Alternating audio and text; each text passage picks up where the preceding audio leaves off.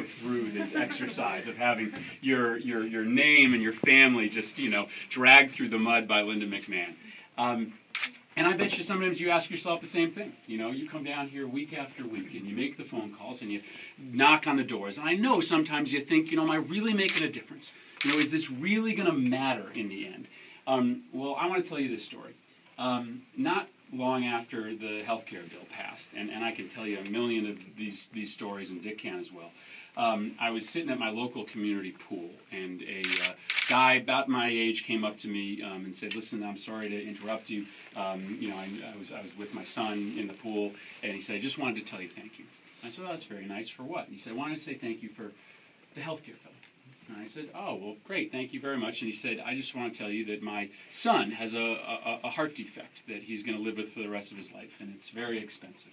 And yes, I know the health care bill is going to be able to pay for my son's illness, that I now know that my family isn't going to go bankrupt simply because my son was born with something, a condition that nobody else was born with." But he said, "Here's what I really am thankful for.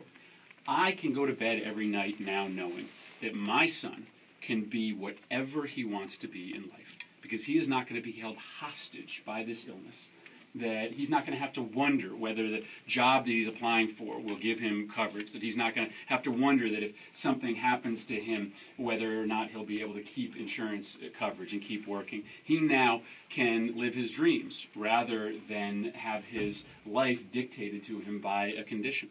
And that's who we fight for, right?